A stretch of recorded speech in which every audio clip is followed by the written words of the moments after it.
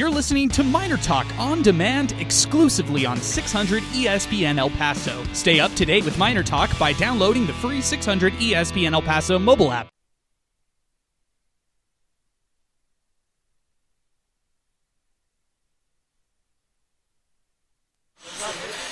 All right, let's do it, guys.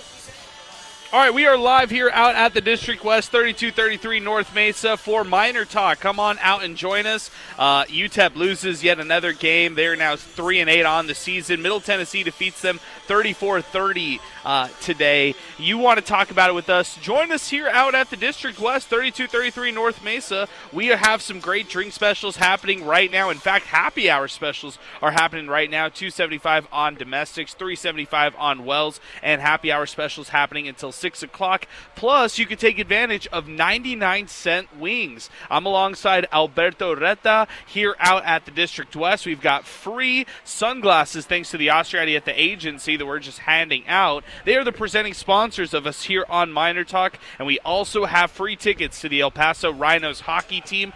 These tickets will be good for this weekend and next week during the week. All you have to do is just stop by, pick up some tickets for the El Paso Rhinos. We're giving these out for free, and just join us out here on MinerTalk. We're out at the patio here at the District Pub and Kitchen West. We've got Sal Montes, Zay Galindo back at our River Oaks Property Schoolyard Sports Studios. Guys, I'm going to go on a little bit of a rant and give you my thoughts on this one. I'm going to switch it over to you, Zay, then we'll go to Sal, and then I'm going to get Alberto's thoughts on this as well as we continue here to start things off on the show.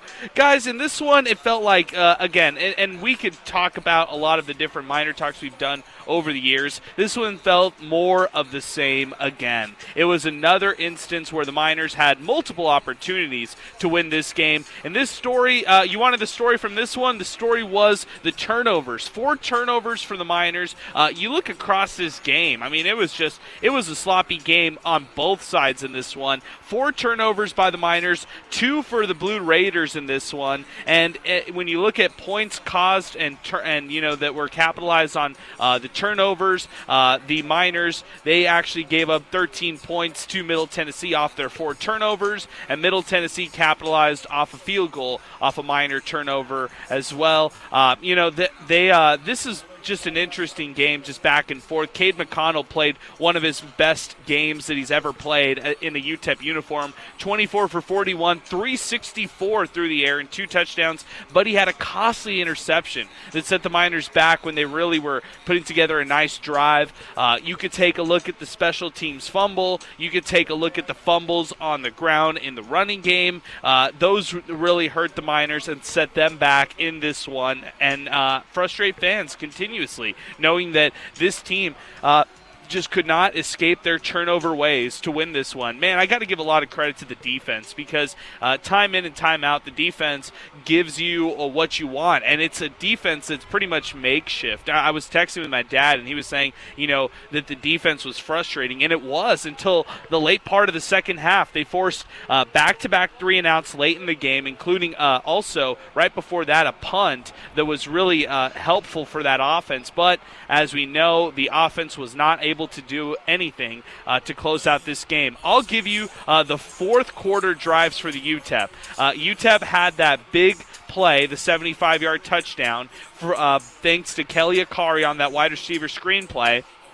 After that drive, they turned the ball over on downs at the Middle Tennessee 43-yard line. Then they had an interception. Then they turned the ball over on downs again. This time it was inside Middle Tennessee territory all the way down to the 35-yard line on their final drive. Point is, the offense had opportunities. The offense drove the ball in multiple areas. And, guys, this is one of those where we're talking hindsight and we're reflecting back on this one, but I feel like the Miners should have won. And how many different times can we say that? Miners just not able to capitalize on the opportunities ahead of them. A game where you're scratching your head wondering they could have won. Why didn't they win this one? Miners had an opportunity to win 3 road games under Cade McConnell in his 5th start at quarterback, and nonetheless, they are now 3-8 on the season. Another loss on the year. 8 is the total for this group. Sal, we'll start with you. It felt like more of the same same for this one. Just run it back for the Jacksonville State Miner Talk podcast. Run it back for maybe, the Louisiana Tech loss when it was all said and done. But it felt like more of the same after this loss here. Yeah, just the lack of execution, a lot of not taking advantage of opportunities and giving the opponent a lot of opportunities as well. They gave themselves chances at times, the same way that they gave Middle Tennessee chances. I mean, the final two offensive drives for the Miners, respectable and solid defense from the Miners, but Middle Tennessee, just lacked execution. They're basically saying, "Hey, UTEP, here is your opportunity," and in back-to-back drives, they fail to score a touchdown. And you're right, hindsight is always 20/20. But what sticks out to me the most is two plays, or two drives, I should say. One is when they get that fumble and they're in the red zone automatically, and they only come away with 3 points there. So that differential is 4 points. You look at the score, it's 34-30. The difference between that, and I'm no math wizard, but it's 4 points. So that's one of the drives. The other drive is when they score a touchdown, but they don't get that extra point. And that's really what sticks out to me. So, yeah, they gave themselves chances the exact same way that they gave Middle Tennessee chances. And you got to go with the home team in that instance. And, they just had bigger plays. Anytime UTEP would do something, Middle Tennessee had an answer for it. So those are the biggest things in my opinion. Both teams were 3 for 3 and 4 for 4. I'm talking about the Miners and Blue Raiders, respectfully, in the red zone. So both teams were perfect in terms of scoring in the red zone. But how many times did the Miners have opportunities in the red zone to actually score a touchdown? So that was one of those things that I'm looking at as well, Sal. If you force that turnover, if you jump on that fumble and you're not able to come out with a touchdown, that's frustrating in itself. I love the examples right there. Zay, I'll flip it over to you. Final, Middle Tennessee defeats UTEP 34-30 in this one. UTEP falls on the road. They turned the ball over 4 different times in this one. They had 3 fumbles. They had an interception as well. Zay, give me your thoughts on this game when it was all said and done. Yeah, this was just a game that I feel like I've seen the past 6 years. This is just, a vintage UTEP game. You give yourself opportunities, like Sal said, but you also give Middle Tennessee opportunities to really put you away late. So just down the stretch, some of those play calls, they weren't bad. They just weren't what you needed, and it was just a disappointing effort. I think they did, of course, 4-point loss on the road, but just I feel like I've seen this game before, right? I feel like it's a replay of something I've seen in the past 6 years, like I said. So just disappointing. Zay, who stood out to you before we get out to Alberto? As soon as you finish your point here, Zay, I'm going to get Alberto's thoughts on this one as well. Who stood out to you the most after this one? And then, Sal, after Alberto, I want you to just take it from him right after he's talking, and you give me who stood out to you in this one. Maybe guys who you liked from this one, and maybe even guys who might have disappointed you from this one. UTEP falling by 4 points when it was all said and done. We'll start with you, Zay. Yeah, easily the guy who really impressed me today, that's got to be Jeremiah Ballard. I think he had a great game. He made some tough, difficult catches, something you'd expect out of him, to use his frame, go up the ladder, make those tough catches when, that ball is where it needs to be, from Cade McConnell, who had a pretty solid game. So, for me, Jeremiah Ballard had a great game, and, Great point, Zay. In my opinion, what I really liked from the Miners was that they were really just distributing the ball. 6 guys caught passes today, at least one. 5 guys ran the ball. So it was the distribution on the offensive side. And at the end of the day, what the Miners did today is what they were hoping to do all season. Force turnovers, bat balls away. Get 3 and outs, get the ball back late in the game to give yourself an opportunity to score. Unfortunately, things don't go the way that the Miners wanted, Once again, it's the story of all season, miscues all around, bad penalties that just don't give you good looks, and then on top of that, bad play calling. The 4th and 3, you chuck it down the field 20 yards. It's just not easy, but one guy the guy that I most liked, 2 of the guys that I liked was obviously Kelly Akari. Glad he could grab himself 138 passing yards and 2 touchdowns, but I also really liked Cade McConnell's performance. I think I was listening in, and John was constantly saying, oh, he's slow to get up, or he got banged up or hit late on that one. And so just the fact that he's still in there and giving us a chance, it's great. What do you think, Sal? Yeah, I mean, incredible effort for sure from the guys. They were out there and, down to third, fourth stringers, for a large part of the game. It's no excuse, don't get me wrong, but guys rose to the occasion in terms of, for that challenge, so to speak, dropping this one by 4. But if I have to pick one guy, I'm going to go with Oscar Moore. I think back-to-back games with interceptions is huge, especially when we've been asking for the defense to come away with turnovers. He also finishes with 8 total tackles, 7 of them solo, and also had the forced fumble to his credit. So there's guys you can look at and really say, hey, they left their stamp on the game. But if I have to pick one, it's Oscar Moore. Good stuff, Sal. That's a good name that we have not talked about enough here on this show. Oscar Moore definitely getting some love here on Miner Talk as we continue. Hey, by the way, our telephone number, 915-505-6009. If you'd like to weigh in on Miner Talk here today, now is the time to do it. We know that it might be a little shorter and a little bit quieter show than we're used to here on Miner Talk, but it's a reflection of where this program's at right now. Meanwhile, you look at a different program in New Mexico State. They are currently beating Auburn 17-7 right now here in the second half. Joe Chacon chiming in on X, formerly known as Twitter. MTSU is doing what the expectations were at UTEP this year. Let's hear what the excuse is next. Hard to say this, but I'm rooting for them to beat Auburn. I hope that Coach Dimmel and Jim Center are watching too. #MinerTalk. This is coming in earlier today from actually we got a couple other ones that we have to get to here early on the show. This coming in from King Eric. UTEP loses to Middle Tennessee, and MTSU has a chance to beat Auburn. The amount of embarrassment that the UTEP athletic department, president, and the athletic department have to be and should feel is beyond disappointing. Dimmel has been here 6 years and has been to 1 bowl game and has gotten worse ever since. They went to the New Mexico Bowl. This is coming in from our old pal, Michael Cuviello. What's going on, Mike? We struggle badly with running quarterbacks, which is good news for Liberty with the most talented quarterback in the conference. The defense did well in the second half, though. For a 3-8 team, UTEP will have plenty of all-conference guys. Zay, do you agree with that? Do you think UTEP's going to be thoroughly listed across the college football, Conference USA all-conference list? Do you think a lot of guys will get honored when the season's over from this team? Yeah, I actually do, which is weird. I think Kelly Akari and Tyree Snyder are pretty much locks at this point. You're probably going to see, an offensive lineman in there, maybe even 2. Maybe even Deion Hankins sneaks onto, maybe the third team, an honorable mention. So, yeah, you're going to have a few Miners on that all-conference list, which is funny considering, how the season has went.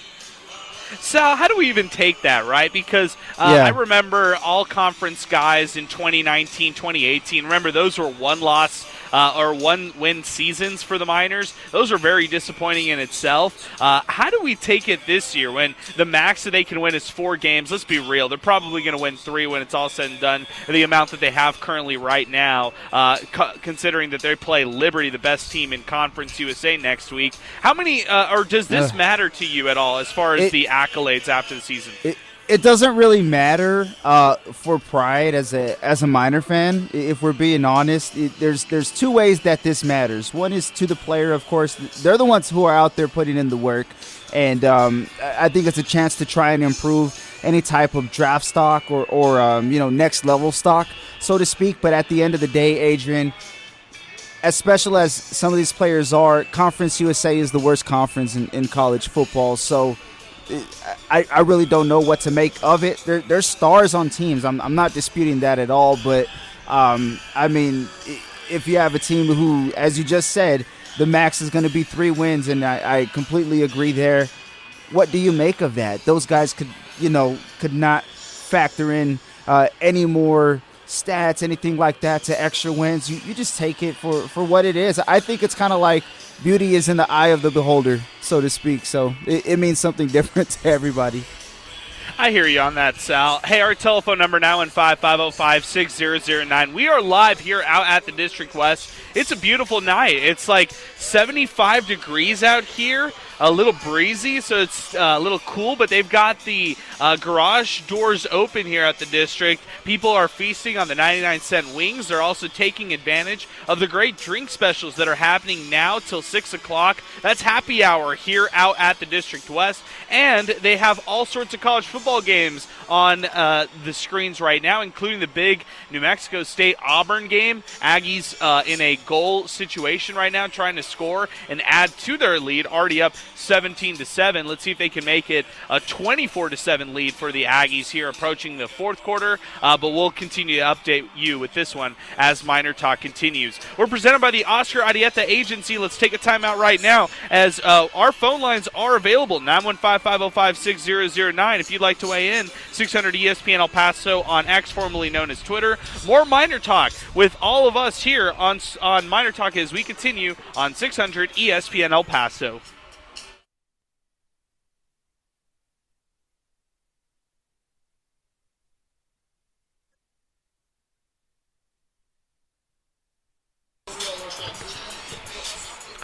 All right, Miner Talk continues. We are live here out at the District West, 3233 North Mesa. Come on out and join us. We are live here for Miner Talk. Middle Tennessee defeats UTEP football 34-30 in their second-to-last Conference USA game and regular season game of the season. If you want to talk about it with us, our telephone number, 915-505-6009. Quiet day to start off the show on the phone lines. Not surprised whatsoever. Kind of what we anticipated. We are really hyped for what should get a lot of phone calls next week. The SoCal Challenge continuation for UTEP men's basketball. Their first game on Monday is a 10:30 late-night tip-off. And you can hear it right here on 600 ESPN El Paso. No Miner Talk after the first one. We're going to save it for the big championship one. You hear that, Sal? We can at least breathe a little easier knowing that we won't have to go on Miner Talk at 2 in the morning, although we may have done it either way. I mean, we've done it, yeah, and we've done it in the past before, so it wouldn't have been new to us whatsoever. So, but at least we can rest easy knowing that we've got a little breather on Monday at least. Yeah, and knowing that it's probably going to be one of the craziest games early on in the year. Can you imagine if it goes to like emergency Miner Talk, triple, quadruple overtime game? I'm on my way. If you get the "I'm on my way" text, Sal, then you know something's wrong. That'd be incredible. Let's do it. Hey, our telephone number, 915-505-6009 to continue 600 ESPN El Paso on X, formerly known as Twitter, and 600ESPNElPaso.com. Alberto Reta is here with us as well. Joe Chacon chiming in on X, formerly known as Twitter. Part 1. I know this is a question for another show, but let's be honest. Who would be a coach that could come in and change this narrative and build not just one winning season in 7 years, but multiple and even consistent winners? It's time to start having this conversation. Hashtag Zay doesn't have a curfew tonight. Hashtag Sal is my pal. Hashtag Miner Talk. Hashtag reppin' from Colorado now. I read those in the wrong order. Guys, I think we can really have this full discussion next week. I think that next week we can really get into it. But I'll say this. As far as consistent winners in multiple seasons, and you guys can talk to and give your thoughts on this, I just feel like the Dana Dimmel demise, possibly eventual demise, is a reflection of how difficult this job is. That should not be an excuse. It should be more of a harsh reality that Miner fans need to live with. It's a hard job here in El Paso to recruit to this location and to be there. So, that's one of those things right there that I feel like has to be known. This job is difficult. You're out here on an island for recruiting. Exposure isn't great in Conference USA, although it got a little better this year. And as far as resources and facilities, it's not like they're a top Conference USA. They're probably right in the middle of the pack for all of that right there. So, Zay, I'll start with you. Sal, you go right after him. Your thoughts on that right there as far as maybe, is this a difficult job? Or do you kind of feel like somebody else, you feel different, that somebody else should be able to come in, re-energize this program, and shove aside all the excuses in order to win? Yeah, obviously I do think this is a difficult job, but it doesn't matter. It doesn't matter because New Mexico State is up 24-7 on Auburn. Oh, man. And they're going to go to the Conference USA Championship. So, tough job or not, people can win. It takes the right guy to re-energize the community. And UTEP, they've swung and missed on a whole bunch of coaches. They can't swing and miss here because this fan base deserves a winner. And I know it's hard to say that, but, it needs to happen. It needs to happen.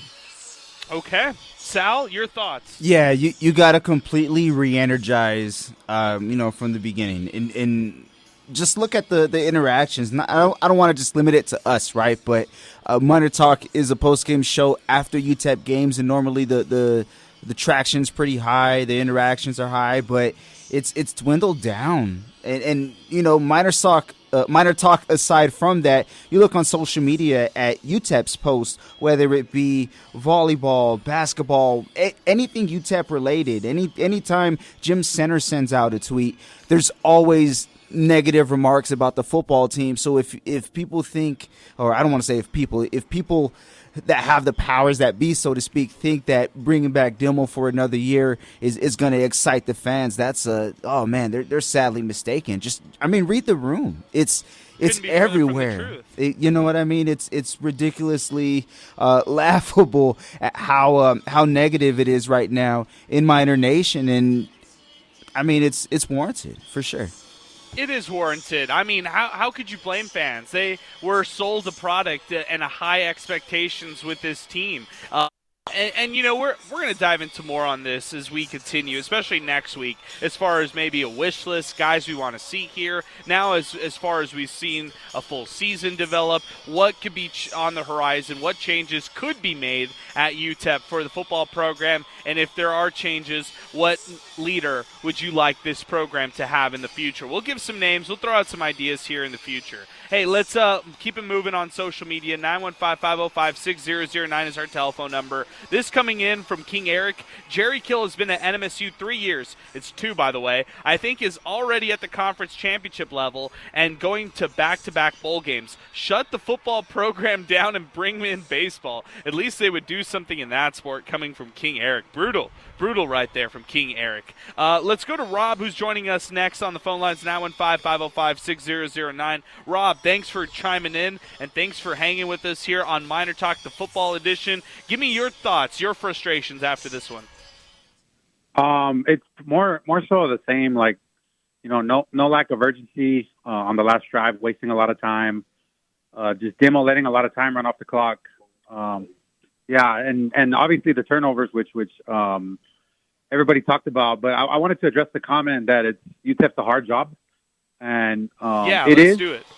It is a hard job, but it's not an impossible job. There's a difference.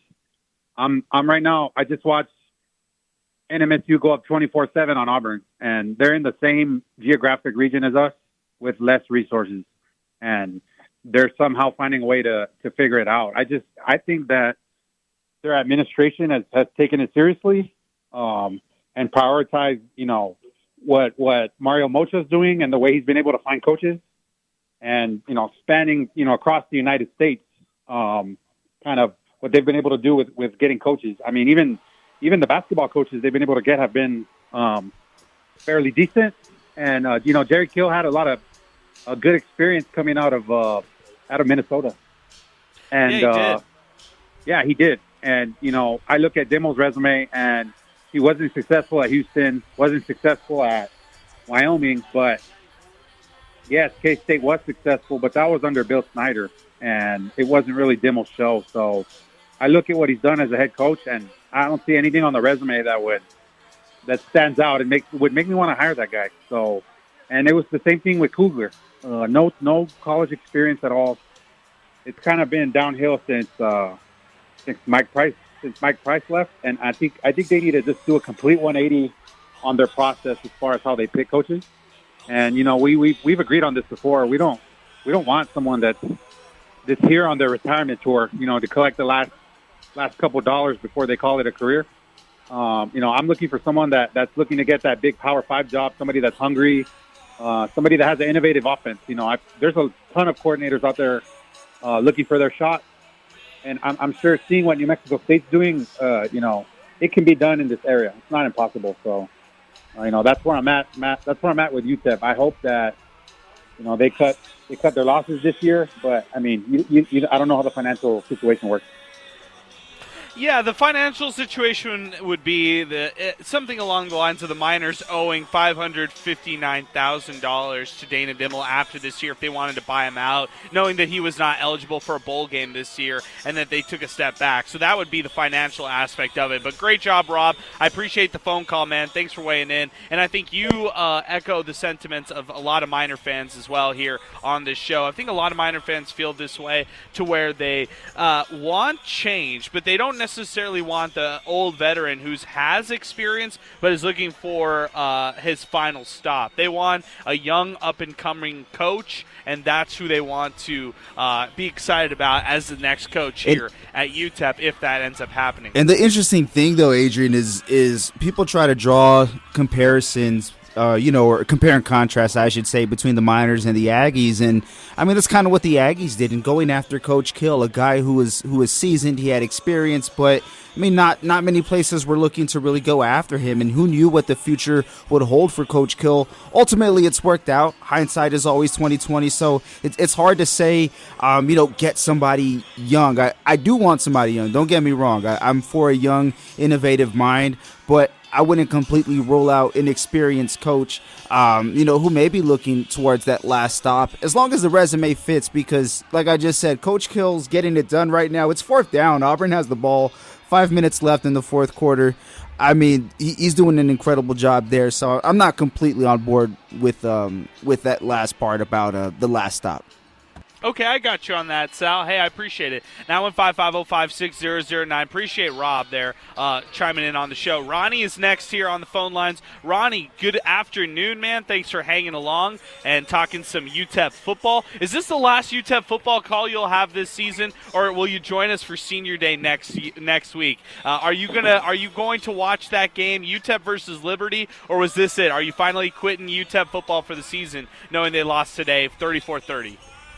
This will probably be my last one, just because we're gearing up here for basketball and have so much stuff going on there, which is why I wanted to call in and there you go. Last one. Just bury it. Bury it today. Ultimately, what I think should be Dimmel's biggest demise. It's not the didn't go to the portal. It's not the not going to bowl games. It's not all the injuries. You know what it is? It's the fact that it took a season-ending injury for him to actually have to put someone else under center and take a step away from the Gavin Hardison era. Like, can you imagine? Right, that's a good point. Can you imagine how good this kid is, this young player? McConnell. Yeah, Cade Can you imagine McConnell. how good he is and how good he may have been had he gotten to start 3 or 4 games before he did and just, UTEP's right there, right? Like possible contention to maybe steal this game, today. Maybe, the fact that it just took so long and it took a season-ending injury, it should tell you one of two things. Either A, he can't evaluate the talent that he has, right? Because if you're telling me that Gavin Hardison is the best option you have to win, we've all seen now, that's absolutely false. Right. Or he just doesn't know what he's doing. Either way, it's a lack of incompetency. As NCAA said, the head coach got to know what's going on, and this guy don't know what's going on.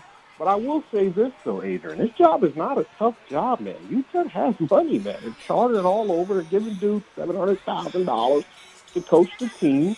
They're still in Texas, which is always going to be a great football state. But I do think that UTEP needs to do this. They need to go get the seasoned, grizzled veteran, and here's why. You can kill 2 birds with 1 stone. If you get a seasoned veteran, and I called this 2 years ago, go get freaking Gary Patterson, goddammit. The guy is a Texas legend. He's hungry to coach. He has just as much connection and knowledge as Kill, if not more. He's been a head coach at the P5 level. You're still keeping a guy in state. That's your answer. And you know what he'll do for you? You know what's 2 for 1? He will groom the next young, innovating coach for you. So when he steps away, he just hands it to the guy to his left or to his right. You know what I'm saying? If you go get a young coach or coordinator, right, he has to learn to be a head coach. Now, you got to ask yourself, as an AD, do I want that young offensive coordinator who's maybe somewhere doing great things right now under someone else? Do I want that guy to learn in the driver's seat?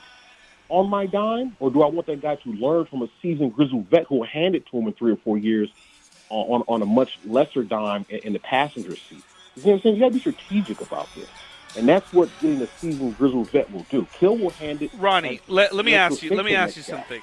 Yes. Because you bring up a good point. I mean, your association with Kill is perfect, and the Gary Patterson example is really interesting in itself. But I want to ask you a real question, okay? Knowing UTEP is not first to the party, they might be late to the party when it comes to making a coaching change when it's all said and done. There's already an opening at Boise State, San Diego State.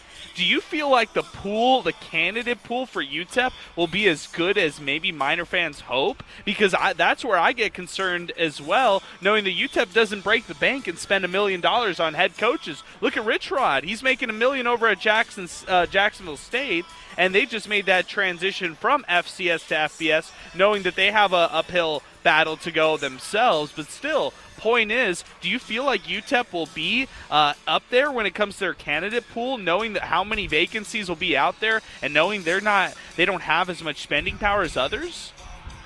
They won't, and that's why I'm saying, and that's why to me, Gary Patterson makes the most sense. The man is already rich. He ain't coaching football because he needs to pay his bills. The man got M's in the bank. Trust me. I know GP. He got lots of money. It's invested in oil. He's doing quite well.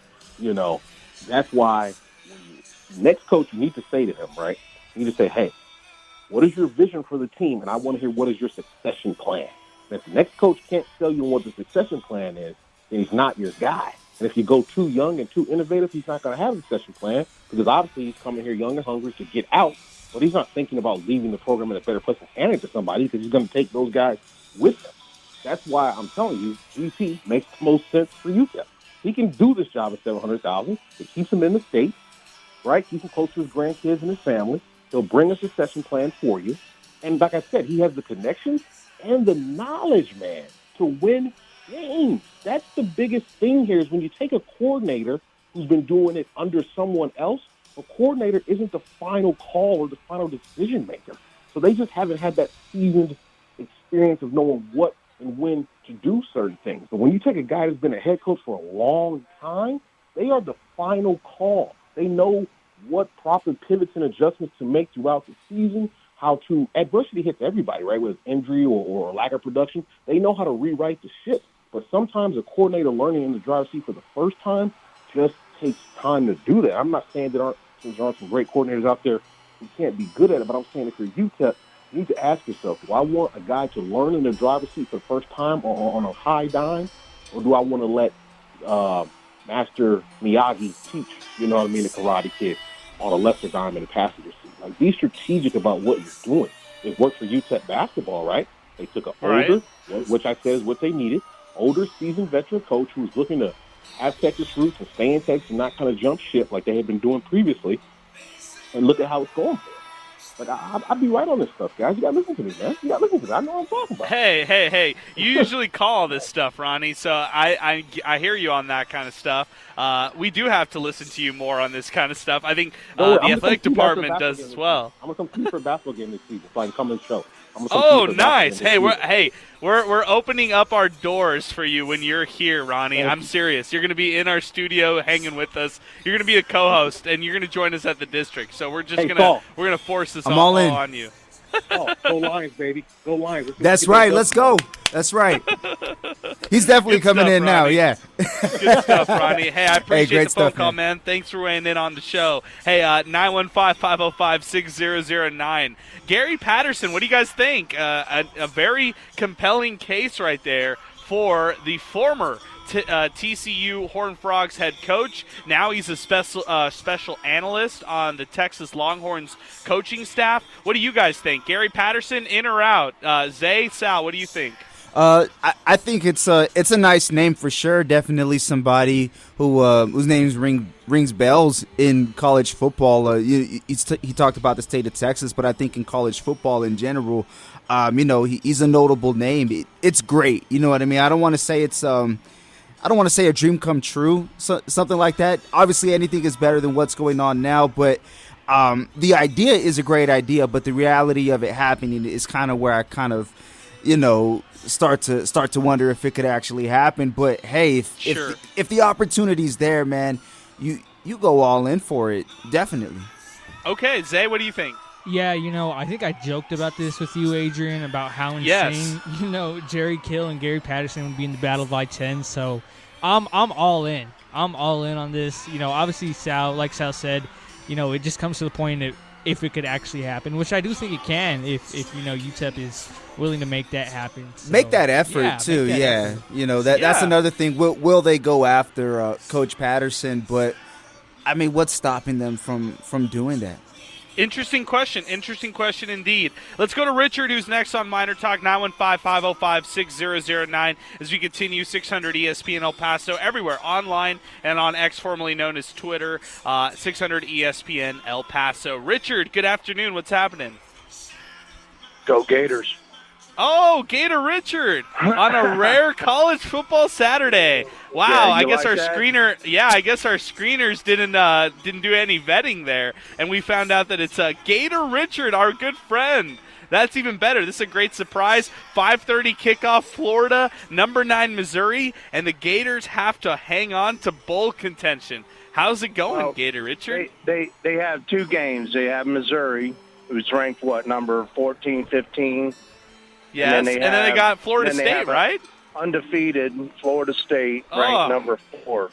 So I'm telling you, UTEP could probably hire on this Billy Napier guy that's coaching Florida if he doesn't get to a bowl game this year, okay? Because if he doesn't win one more game in his whole career, better be against FSU, okay, and knock off their perfect season. That'd be beautiful, okay? He'd go down in Gator Lord. But for all the UTEP fans that have given up on their football season, they can break out the black Sharpie pen, draw a circle around it with a diagonal line, because it's the correct orange and blue, Gator colors, same colors UTEP uses, and write "Go Gators" all over their UTEP gear. Hey, that's not a bad idea, man. You know what? And if they're looking for a coach, hire on the guy that does the Cheez-It commercials. At least he can get them motivated. I woke up feeling the cheesiest, coach. That guy. And UTEP has a history of doing unconventional things. I mean, what was Don Haskins doing before he started coaching at UTEP? He was a girls' basketball coach, right? He coached all sorts of high school. Yeah, he coached all sorts of high school. At the high school level, he didn't have any experience. Hire on a high school minority coach here in Texas, and go all in on some young guy that's gonna bring some life into the UTEP football program. It's ridiculous. Out of 133 teams in the country, it's a Division One. I mean, NCAA might just downgrade them because, like in a boxing match, they can't defend themselves. Yeah, I hear you. Gator Richard. Hey, I appreciate the phone call, man. Thanks for weighing in. See, Gator Richard's phone calls always go the same. It's usually one interesting point, and then it just goes sideways from there. It just spirals out of control. And maybe that's how the Florida-Missouri game will go later on here tonight. So Gator Richard says the Cheez-It commercial coach. Or he says Billy Napier for UTEP's next. You know what? Next The Cheez-It coach is not a bad idea, because now there's that NIL, however you want to say it. That's the endorsement money. There you go. Yeah. Manny David is chiming in on X, formerly known as Twitter. Not much to say that hasn't been said all season long. Disappointed is an understatement. Good luck to the seniors next weekend. Hopefully that'll be Dimmel's last game as a head coach here at UTEP. David Castro says, UTEP, look at what NMSU is doing to Auburn. Amazing what coaching does at Matt Castro. #MinerTalk. #Coaching Matters. This coming in from Joe Chacon. This is what playing Liberty next week looks like. If you know, you know. On a side note, I can't speak for all, but I can speak for most. Thank you all for this show and wish you nothing but the best this week of thanks. Hashtag Happy Thanksgiving. Hashtag MinerTalk is therapy. Hashtag to shout out to them boys tomorrow. All right, good stuff there, Joe Chacon. He says, the year's almost over. We're in the home stretch, and the home stretch is, almost there. There you go, Joe Chacon. Alfonso Frias checks in. It's tough, but not impossible to win here. UTEP needs to be willing to spend money and bring in an offensive-minded coach. 10-plus years of fossil football from Kugler to Dimmel has killed the fan base. Hashtag MinerTalk. Sal, I'll ask you for your final thoughts here on this point because I think it's a great one from Alfonso Frias, and Rob brought it up earlier. It's a hard job, but it's not impossible. Yeah. Alfonso says the same thing. It's not impossible to win here at UTEP. Sal, give me your final thoughts here before you send it home and you close it out for the weekend. And by the way, great job today as always. Really appreciate it as always. Give me your final thoughts today here on that thought. You know what? It's not easy, that's for sure. But if it were easy, then it would be for everybody. I can't really buy into that UTEP is a hard job and that's why they don't win. Coaches don't just walk into a building and say, okay, you line up here and you line up over there. Let's go win by 15. It doesn't work like that. We've seen UTEP lose games due to a lack of coaching, lack of execution is there, but just not putting guys in position to succeed as well has played a big role. Lack of discipline as well. That starts at the top with the coaching. So I don't buy it completely. It's not easy. Everybody knows that, but we're seeing New Mexico State do it. We see other schools do it in Conference USA, year in and year out. Schools that have moved on to the American Conference. You see it time and time again. So UTEP not being an easy job is no excuse for this team to be like 150-something to 300-something over the last 40, 50 years. It's no excuse because something is hard. That's why you don't succeed. I don't buy that type of victim mentality. There has to be something better. Great point, Sal. I was thinking that the same, really, that it's a hard job, but as we're seeing in NMSU, they're pulling it off. So I don't think it's an impossible job here to have success here at UTEP. But I do think you need to get a guy who wants to be here. I think that should be, it shouldn't be said. It's an obvious thing, but when the going gets tough, you can't have someone that's teetering on, I'm just here for the money, because it's just not going to work for you. You need someone who's completely bought in. And I've seen a lot of people on X or Twitter asking for high school guys to get shots, and I think that would be a horrible thing for UTEP. That would make recruiting impossible. So I see that, and I'm just like, let's keep it realistic here. So I just want someone who's going to come in here and hopefully get a short deal. I don't approve of giving a guy $1 million, especially right off the bat. Maybe give him a 2-year deal, tell him to prove himself, and then we'll see what happens. But I know UTEP has the money to spend. It just can't spend it everywhere. It can't do it haphazardly. So I just want to see him get the best guy available. What do you think, Zay? Yeah, I do agree, right? You got to give the money to the right guy. And I also agree with that earlier point that you said, talking about, how you have to get a guy who wants to be here. You see, a guy like Joe Golding last year, tough year. He has rebounded good. And it's early in the season, right? It's early in the season, but it looks like it's going to be, a successful year for UTEP basketball. So get a guy who wants to be here. Get a guy that will re-energize this fan base. Like I said, they're going out. We saw earlier in the season, UTEP was getting 25,000 for games they were going into 1-3. And those are good. Yeah, exactly. This fan base will support a winner, and they deserve a winner. They deserve a winner because, no one wants to see, this team lose, year after year, not get any bowl games, not do anything, that's super crazy. We're seeing NMSU beating Auburn on the road. So, like I said, or like Alberto said, get a guy who wants to be here. Yeah, I totally agree on that, Zay. I would just say this. When it comes to evaluating all this kind of stuff, when you try to piece in who the actual coach is, read the full resume. I mean, you don't want to just get a coach who has the experience just because it's experience. The Patterson option was interesting. I don't like the Bill Napier idea, although he has won at the Group of 5 level before with Louisiana. But give me somebody with Texas ties. Give me somebody who can recruit Texas. That would be kind of my thoughts early on if I'm just looking at a coach. So, yeah, I think resume tells you a lot. It's really important to look at the full resume and see what you're getting with these coaches. So that's definitely important to keep top of mind. Hey, this coming in from T-Sibs2167. Dana Dimel needs to be fired by tomorrow morning.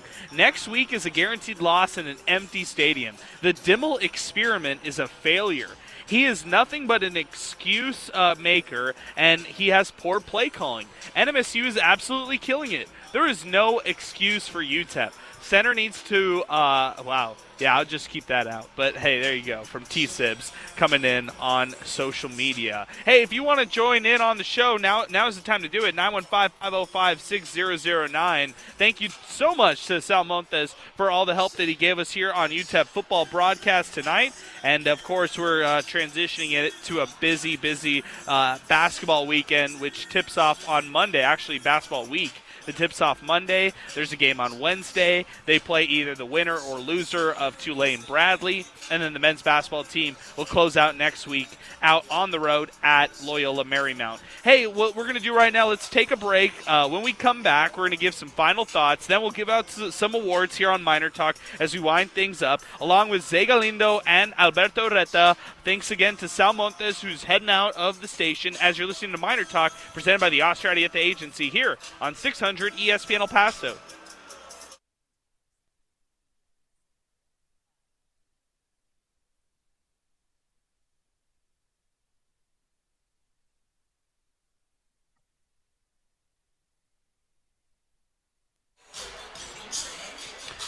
All right, out here on the west side of El Paso, out at the District West, 3233 North Mesa. Come on out and join us. Dollar Wings happening right now, and happy hour specials for another hour out here at the District. If you want to watch some college football, you want to watch some UFC Fight Night tonight, come on out and join us here at the District West.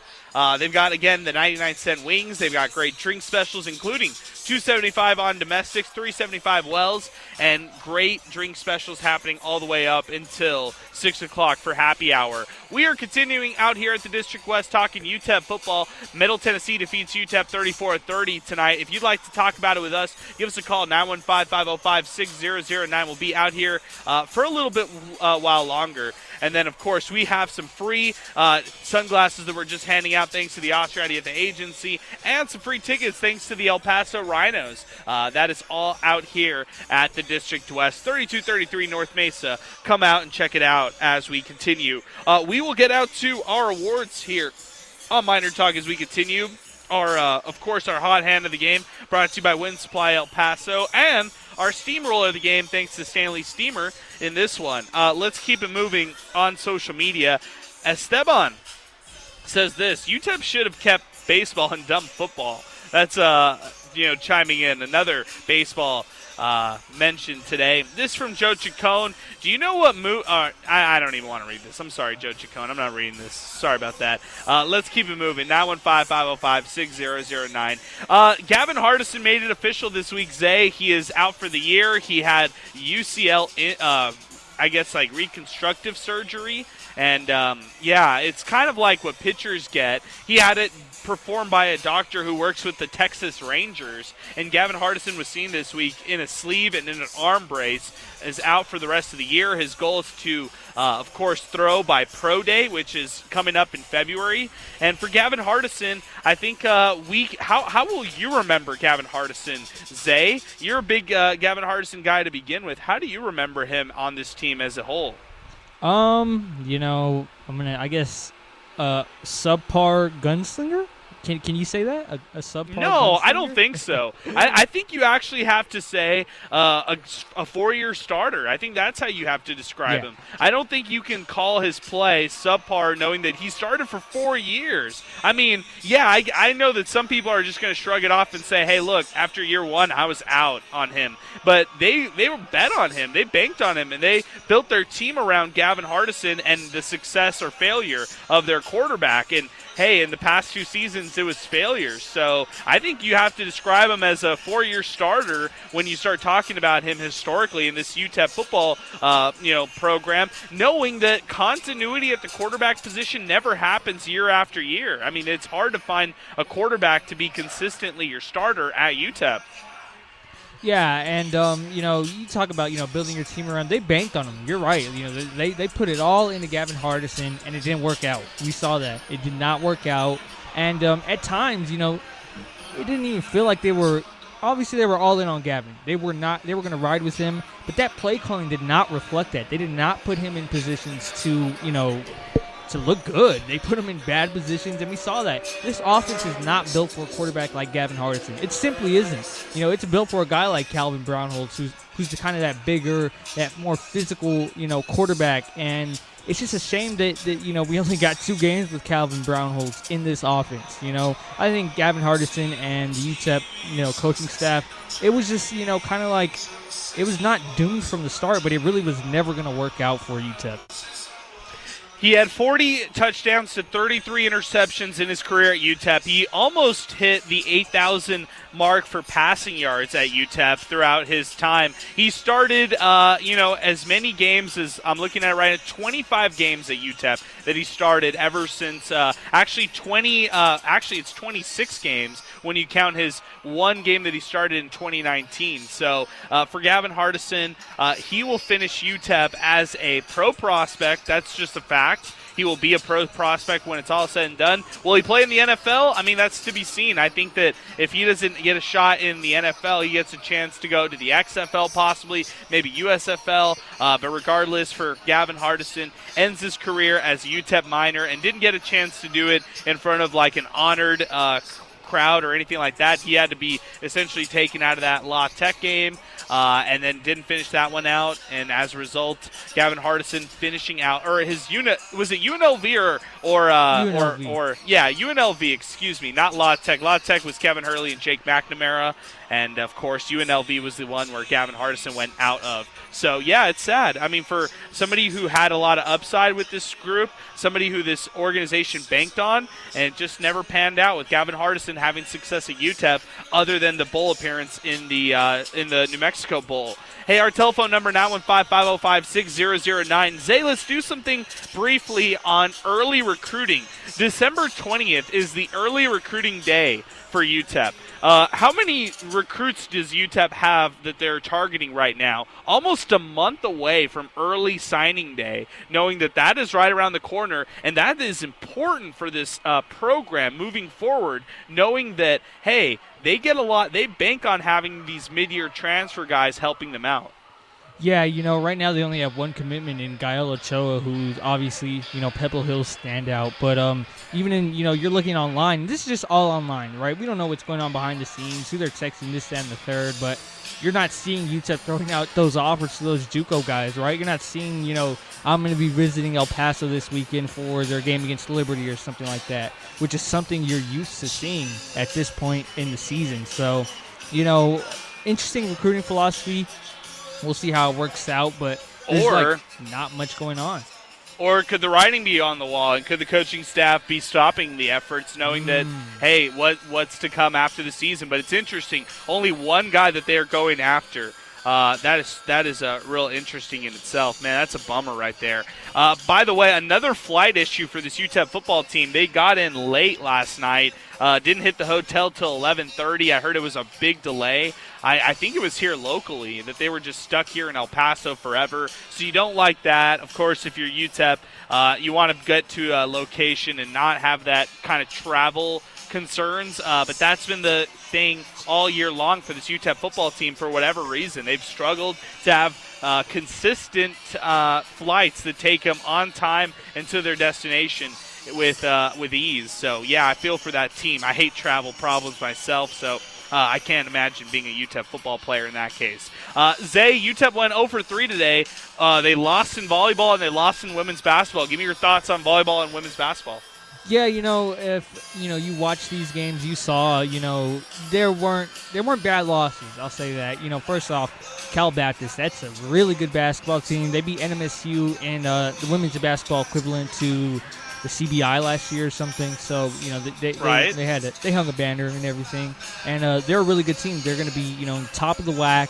UTEP was playing on the road, for the first time under Keith Adams, and it was just a really good performance. I honestly thought, UTEP really wasn't going to, be in this one, and they were. They were in it to the very end. An overtime loss. They had, a chance to tie it at the end of the game. So I'm not mad about that loss at all. And same goes for UTEP volleyball, who fought to Western Kentucky again in the conference tournament, which is tough. Obviously, you never want to see that happen. Losing to a team like that so many times, but that's a powerhouse. That's a powerhouse program in Western Kentucky volleyball, and they took them to 5 sets. Only 6 teams have done that this whole year. So, only 6 teams have won more than 1 set against the Hilltoppers. So, just a great performance from UTEP volleyball, despite the loss. We'll see, if they go to the NIVC, if they accept their invitation. More than likely, they're going to get one. So we'll see if UTEP continues to play volleyball, if Ben Wallace elects to do that, which I'd imagine he will. So, obviously a tough day, 0-3. But 2 of those losses, they weren't as bad as you think they were. Okay, got it. So you put it on the pecking order as far as quality losses. UTEP volleyball 1, UTEP women's basketball 2, and then football 3. Is that your pecking order right now from today? Yeah, I think UTEP football would be like, there's like an empty space at 3, and then they're at 4. Yeah. Good stuff, Zay. I appreciate that. Let's talk more about injuries on this team. Today, I should say, UTEP had a chance to see 2 brothers play alongside each other, Azizi Henry and Zuri Henry. They were both starting on the offensive line. When's the last time we've seen that? Or even 2 brothers share the field at the same time, other than Aaron and Alvin Jones, but they probably didn't do it recently, knowing that they played on opposite sides of the football. Maybe that was only on special teams, but Zuri Henry, Azizi Henry, anchoring that offensive line for the Miners. That's kind of interesting to note there, Zay. Yeah, I think, if I'm not mistaken, there might have been a pair of brothers on the defensive line a couple years ago. I need to remember, but yeah. So I'm not sure, but yeah, definitely. You might be right on that. And also, there's the 2 Poe brothers. There's been a lot of brothers recently, period, who've played for UTEP football. So it's pretty cool to see that. Of course, the Flores brothers, Ray Flores, Lucas Flores. That's definitely a brotherly connection right there. And so, yeah, there's some good ones that we can throw out as far as, different examples. On 4th downs, the Miners are 12 of 25 this season. That's less than 50%, which is not good at all for them. By the way, for going quickly back to Zuri Henry, he played today with a broken ankle. How about that? That's insane right there, especially having to play at that offensive line and to do it on a broken ankle. That's pretty impressive right there. Let's keep it moving. More storylines for UTEP. Want to also talk about Cade McConnell, his 5th start. I think it was his best one. 364 through the air, 2 touchdowns, interception today. So that's a bit of a struggle. And so, as far as that interception, but other than that, his only blemish on the night here in this game. Didn't fumble the ball either, which is good for Cade McConnell. Kept it pretty clean and had those 2 touchdowns. Zay, would you say this is his best performance, or would you go to FIU instead? Oh, yeah, it's definitely got to be this one. I think he had a great game against FIU, but, he did struggle a little bit in the second half. He just played a pretty good game all around, right? Of course, that interception, that's tough. That's inexcusable, But other than that, I think he had a really good game. He stepped up when he needed to step up for the most part, so just really glad for Cade. Oh, yeah, most definitely. I thought he had a good one. I thought he had a good performance today, and for him, 24 for 41, completed almost 60% of his passes with those pair of touchdown passes as well. Want to also mention other injuries today. Torrance Burgess Jr., despite getting that punt return for a touchdown, by the way, what a play that was. I love that for him. He was out of the game after, I think it was like a fake punt tackle that he had. And then on the flip side, with Deion Hankins, he also left the game with an apparent injury. He had a touchdown in this game, 13 carries for 48 rushing yards and a touchdown, but he left the game with an injury as well. So the Miners continue to see guys leave games, guys be injured, and guys, miss out on competition. Another name to note from this one, Zach Fryer. He left the game with an injury. He was ruled out early, and the Miners will have to probably deal without some of these guys who left the game today next week. Our telephone number, 915-505-6009, as we continue 600 ESPN El Paso everywhere. Zay, let's go over to our awards. Let's close things out. Let's start winding it up. They play Liberty next week. That is a 1 o'clock kickoff. We'll be live at the District West, 3233 North Mesa, for the pregame ahead of Senior Day. That will be from 11 to about 1, that's from 11 to noon. And we'll be out here next Saturday for that one to wrap things up here at the District for the football season. And then, of course, we'll get out to a lot of the basketball games here for the rest of the season as well. Let's go back actually to the phone lines right now. 915-505-6009. Andy is next up with us. Andy, good afternoon. Thanks for joining us late here on MinerTalk. UTEP falls in another game on the road. How do you see this one? Well, I need to vent a little bit. Adrian. Okay, let's do it, Andy. It's good to hear from you. Okay. And my daughter goes up the interstate to MSU. My brother-in-law, my sister, they're all. It's. I'm thrilled for them because that's a game-changing kind of victory.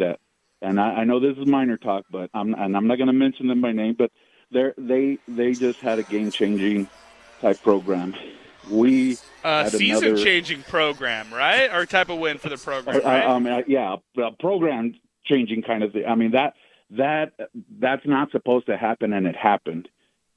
And here we are. We covered the spread. They covered the spread. However, being almost 4 touchdown underdogs and doing something like that, and we can't. I mean, I don't know. I try to keep the faith. I try to keep a good look on things, but I'm disgusted, disappointed. It's heartbreaking as a Miner fan to see someone. I don't compare us to Austin or Baton Rouge or even Boise, but I sure as heck can compare us to what we have going on up the interstate. And they're doing something right and we're not. It's a really good point, and it's just the reality. It's the harsh reality that UTEP fans have to live with. You can't say enough good things about what NMSU has done recently, and going to back-to-back bowl games is one thing, but joining Conference USA and in year one, entering the Conference USA title game, and having a successful season and beating an SEC team where you just collected a $1.8 million check from?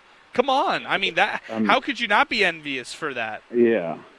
I mean, and today's game, I mean, there's so many, I'm tired of making excuses of why this didn't happen or, that play, okay, he got caught from behind a little bit there or he didn't step into the right place. I'm watching today's game and I'm thinking, just don't screw it up too bad. You get that rainbow pass from Middle Tennessee, scores that long one.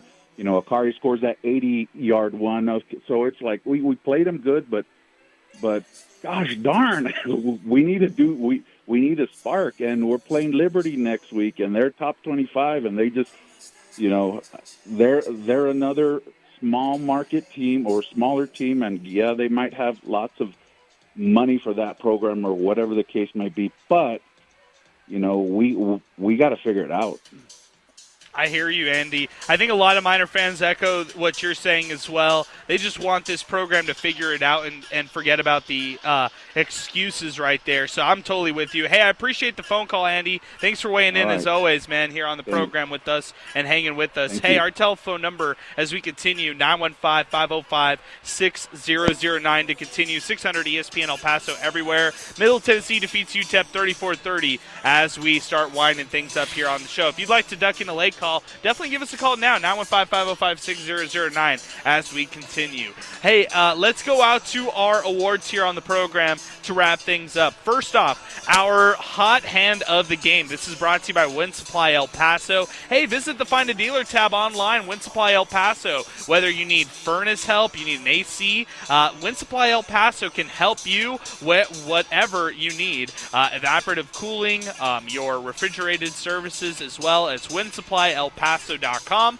And for our hot hand of the game, it'll be Kelly Akari. 6 catches, 138 receiving yards, 2 touchdowns. touchdowns and had that 80-yard touchdown grab today as well. Kelly Akari, our hot hand of the game, presented by Wind Supply El Paso. As far as the steamroller of the game, let's switch it over to the defensive side, and let's give big credit to Tyrese Knight. Next week will be the last time we get to watch Tyrese Knight in a UTEP football uniform. He totaled 9 tackles tonight, 3.5 tackles for loss. He had a forced fumble, a pass breakup as well, and a sack, all in one game. An ultra-productive effort from Tyrese Knight, who refuses right now to lose games, and he's just been really impressive in what he's been able to do. Tyrese Knight earning the Stanley Steamroller of the game, and big shout out to Stanley Steamer. In fact, if you need carpet cleaning or any type of cleaning in your home, whether it's cleaning your laminate, your air ducts, or anything at home, Stanley Steamer can help you out.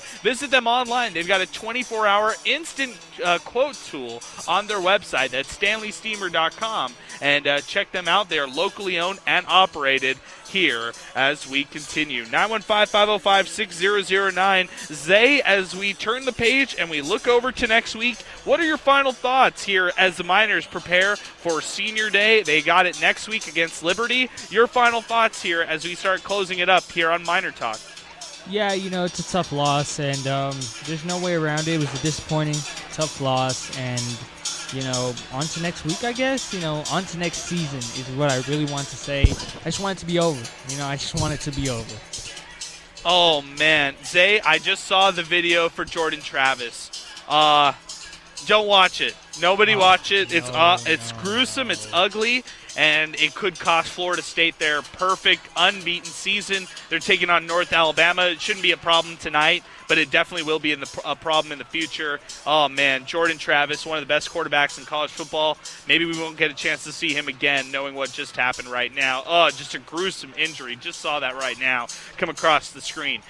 Zay, I appreciate you and all that you do with us here on the show, as always. We'll be back in action next week. The SoCal Challenge continues for men's basketball, and then we'll close out the weekend with a doubleheader edition, Saturday edition of UTEP football taking on Liberty and UTEP men's basketball taking on Loyola Marymount. For Alberto Reta, here live out at the District West, 3233 North Mesa. For Zay Galindo, for Sal Montes, I'm Adrian Broadus signing off and saying so long and thanks for listening to Miner Talk, presented by the Oscar Arieta Agency right here on 600 ESPN El Paso.